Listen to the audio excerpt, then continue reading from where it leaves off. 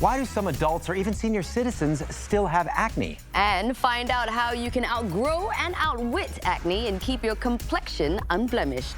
All of this and more on Everybody Knows.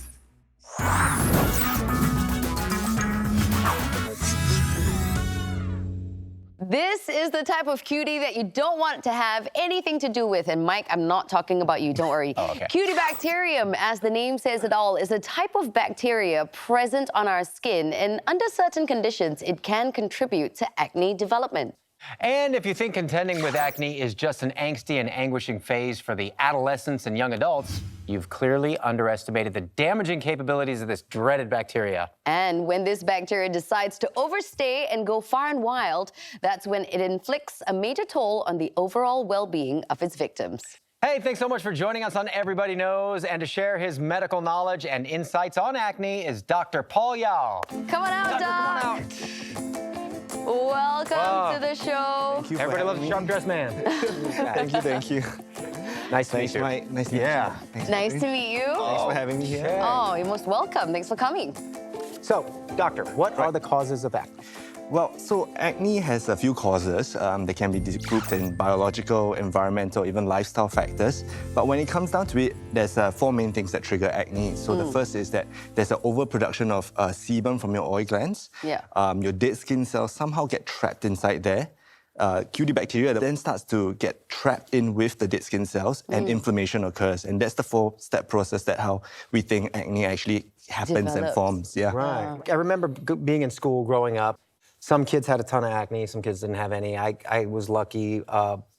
Is it hereditary? Yeah, there's a strong hereditary component with that. And what we did find is that genes actually do play a big part into whether someone actually develops acne or not. It controls things like how active your oil glands are, how sensitive you are to hormones such as androgens, which can actually also cause your response to acne to happen. So there is a strong hereditary component to it, but it doesn't mean that if your parents had bad acne, that you definitely will.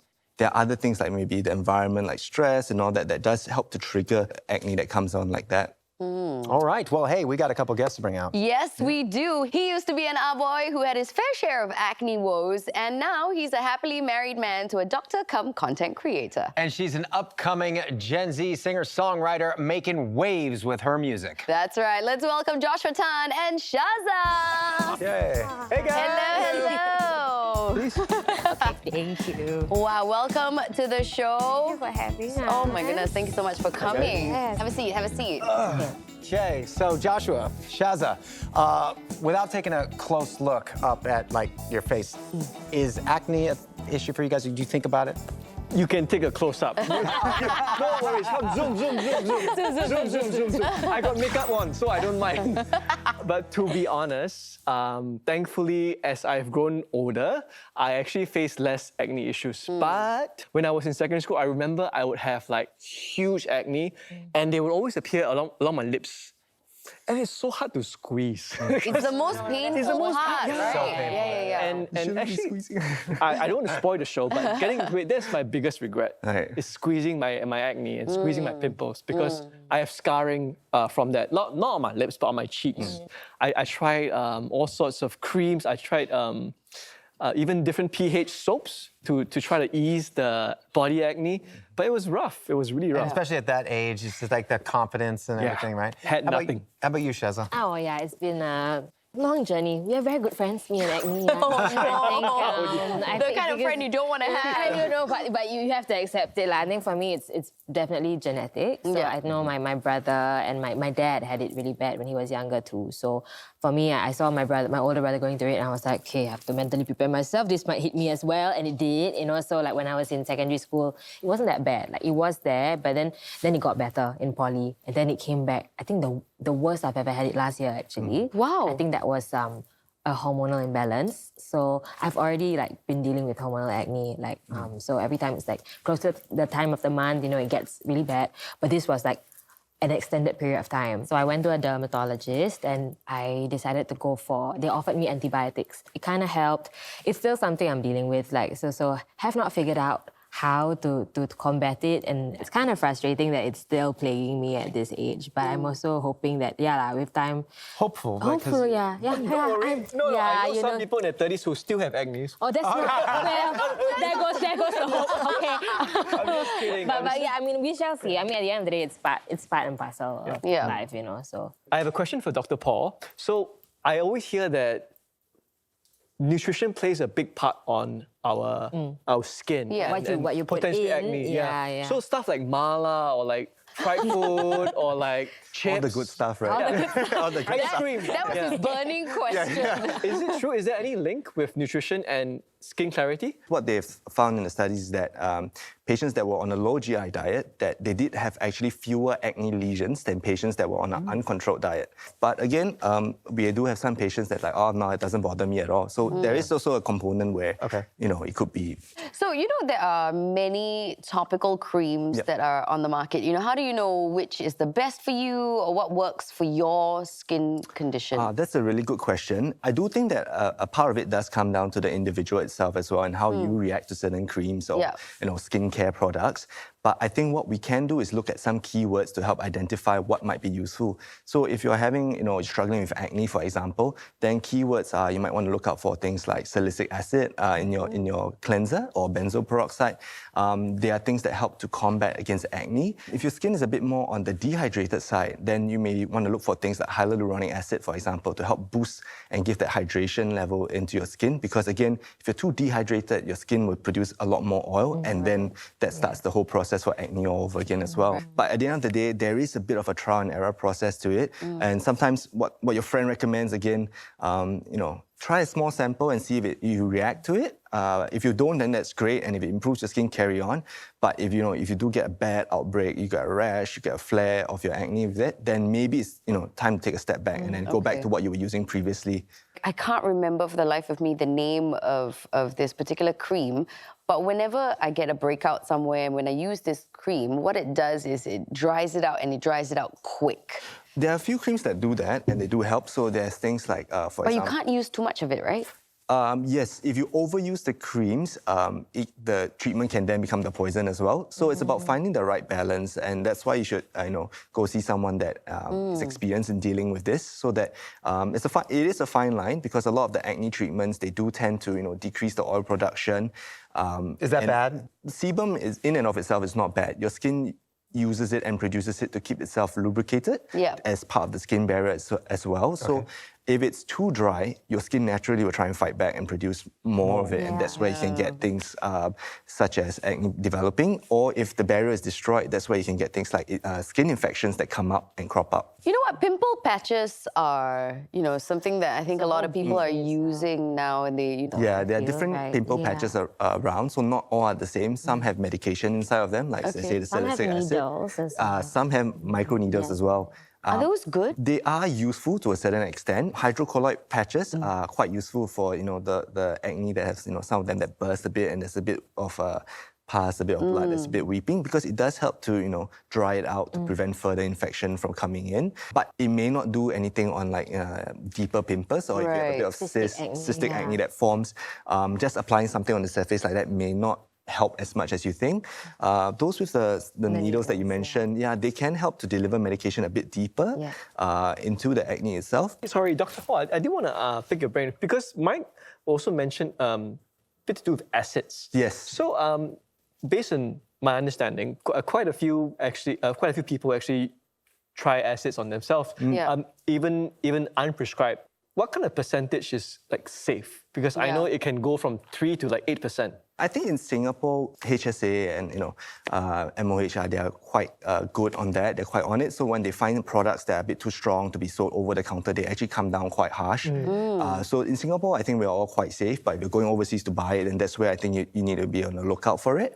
But there are ways you can go around it to minimize the sensitivity. Things that you can do is to, instead of diving into the deep end and applying it every night, for example, just start with a small area to test the sensitivity, and maybe do do every other night or every 3 nights first. Let your skin get adjusted to it. Second thing you can do is actually to layer it. So maybe put the moisturizer before you put the active ingredient. That's a smart tip. Yeah, so if you put the moisturizer first, the medication kind of has another layer to penetrate, Yeah. so it protects the skin a little bit. It'll Okay. be less effective, but at the same time, we minimize the side effects of it, yeah. Okay. Okay, well, we got a lot to learn from this doctor. But when we come back after the break, we're going to find out how a 32-year-old fashion designer gets rid of her acne problem with the combination of customized skincare routine and laser treatment.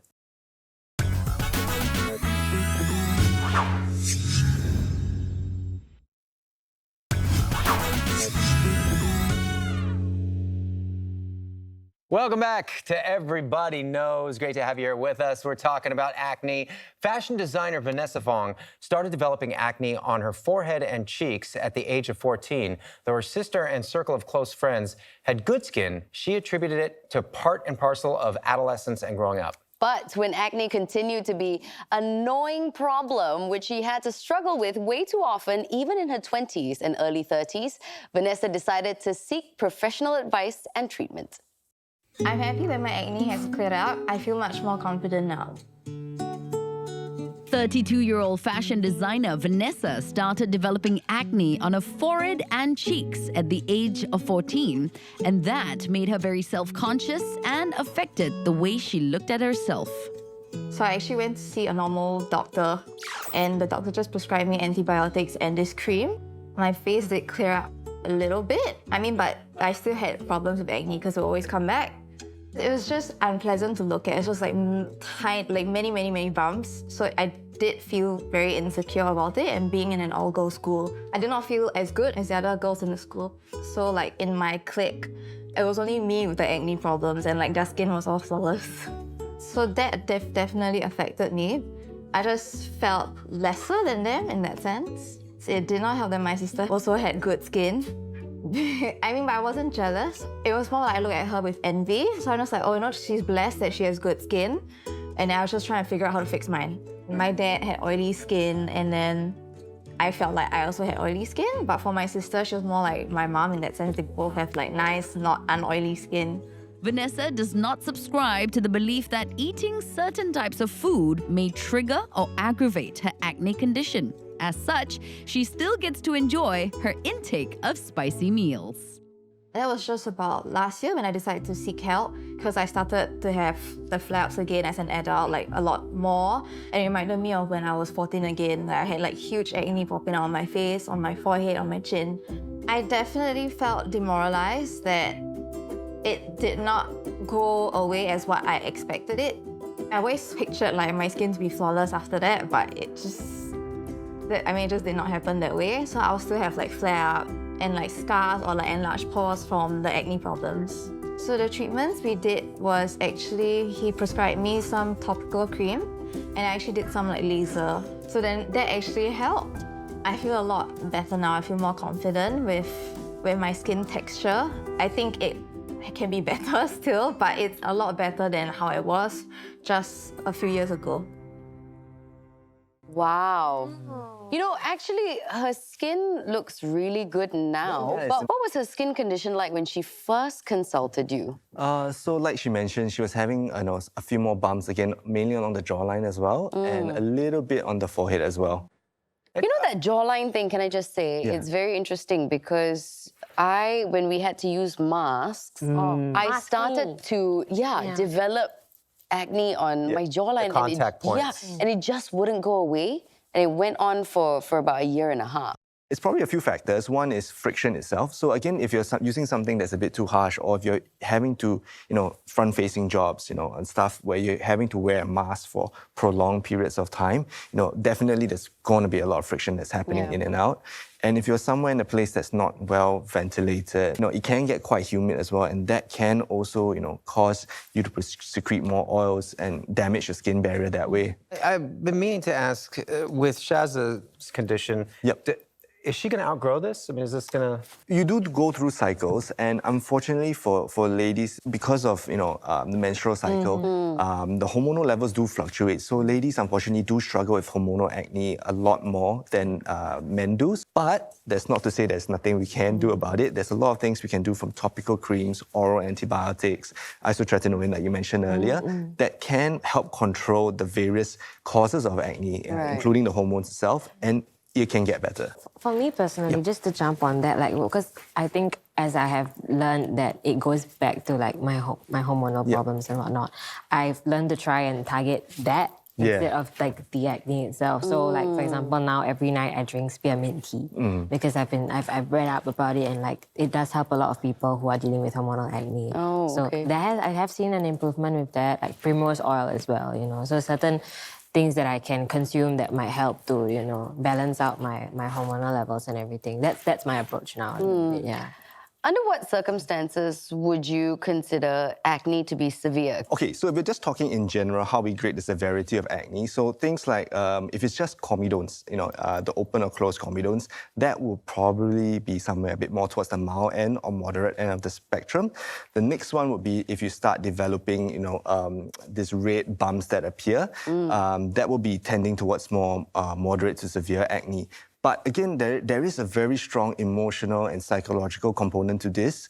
Some patients, especially if they've been doing it for a while or if they've been seeing good progress and now they've relapsed, it can be quite damaging to their self-esteem. So for Vanessa, right, in that video we saw that she went for lasers, she went for treatments. What was her skincare routine? Did you have to give one to her? So what I basically told her was, okay, look, let's just simplify everything, okay? So we just stuck to a basic cleanser that had a little bit of salicylic acid inside to actually help break down the comedones and prevent new acne from forming.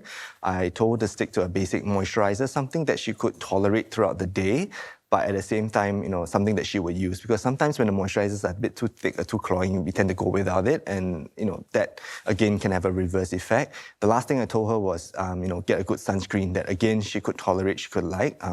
SPF at least 30. We kept it simple so that she was easy for her to follow and that it didn't stress the skin out. So the laser, what was the laser? We did 2 different types of laser for her. We combined it. With the V-beam laser, we were targeting a bit more of the inflammation, a bit more of the red marks that she had with it. The Q-switch laser, on the other hand, was to help with a bit more of the brown marks and also help to dry the skin up a bit so that it wasn't so oily with that as well. What about the deeper ones? When I went to my dermatologist, they were mentioning we noticed you have like the deeper, like the pitted scars and everything. Okay. So that one, we would call it as acne scarring. So that is where there's actually a deficit in the collagen that you see. So that's where you have uneven skin texture. Yes. You may need, again, unconventional methods to deal with it. So things like chemical peels, as well as micro-needling, for example. So we're trying to stimulate the collagen to actually improve. What about like the collagen berries drink? I was just about to ask that, because I think that is total nonsense. Does it work? Like putting eat collagen soup and then you're gonna fill up it like. Does it? Okay, assuming that you got the right supplement. Okay, and the right kind of collagen, and you've been taking it for 20 and 30 years. Do I think it'll make a difference? Yeah, I think you might actually see a difference, but if you're asking me whether, ingesting collagen right now, you're going to see a difference in the next month, I will be hard-pressed to say that it will be immediate. Yeah. Okay, so seniors between 60s and 70s, maybe around that age, sometimes they have a flare-up, an acne flare-up. Yeah, is that normal? There can be conditions that actually look similar to acne. For example, rosacea, when they have the flushing of the face and the nose. They can also form this tiny acne-form bumps that appear that look almost similar to acne itself. And again, for ladies, once you hit the postmenopausal stage as well, due to the hormonal changes, acne can flare up. So it never ends, Shazza? Yeah. I was just thinking that, I'm locking in for the long ride. It's okay. It's fine. I feel like it's gonna go away. I think so. Treat it, yeah. So Dr. Paul has specially brought in a machine which is primarily used to identify issues in terms of skin pigmentation, texture, and quality. Now, who's keen to have your skin analyzed? Oh, not you, right? Okay, ladies first. Okay. Okay. Sure. Let's go. All for right. it. Okay, let's find out. Okay, let me go and get strapped in. It's actually very vulnerable to be in that chair, Yes, isn't it is. Very brave. It is. So basically what this machine is doing right now is that it's taking a couple of pictures of her face and we can check things like the number of brown spots or pigmentation that she has. We can look at the texture of the skin in greater detail.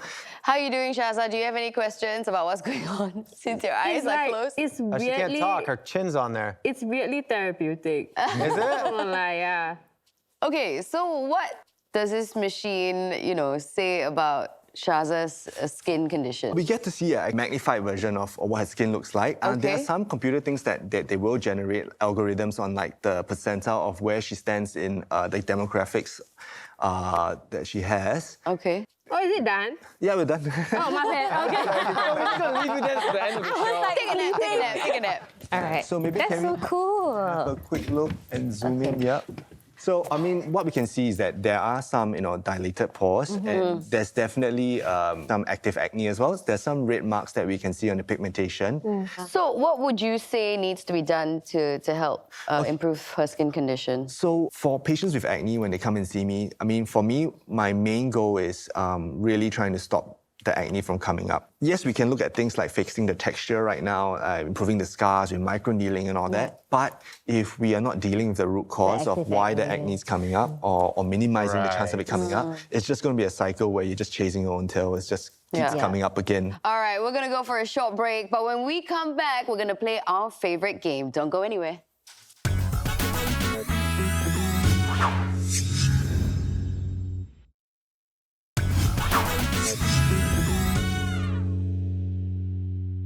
Welcome back, everybody, to Everybody Knows, and we are about to go on a battle here, and it's going to be the boys. Hey, bro. Boy, Boy, huh? not my boy. It's going to be the boys against the girls, Yes. and we're playing crossword puzzle. Exactly. Shazza, let's show the boys what all these girls can do and what Yeah. girl power is all about. All right, so first one across. A hormone that can increase oil production in the skin and is linked to acne. TS. A So, hormone that is, Is it testosterone? Oh yeah, you're absolutely right. It's the Now it's so easy, right? I love. Okay, yeah, I love being right. hang on. So let's go with 2 down then. Okay, one of the lifestyle factors contributing to acne. Oh, stress. To put it there. Shazza's on a roll. Stress is absolutely right. Okay, I know it very well. all right, 3 down. Okay, so 3 down is a topical medication that is often used to treat acne and is usually in a gel form. Retinol. Yeah, there you go. Shazza got it right. Don't worry, Josh. 4 across, a type of acne that results in large, painful nodules. Cystic. You're not contributing any. Okay, So, 5. wait. Next one wins it, huh? Next one next wins one it. wins it. Okay, Okay. 5 down. So this contributes to the development of acne. Sterile. No, that prevents it. Bacteria. Sorry, guys. Sorry. Congratulations, ladies. Thank you.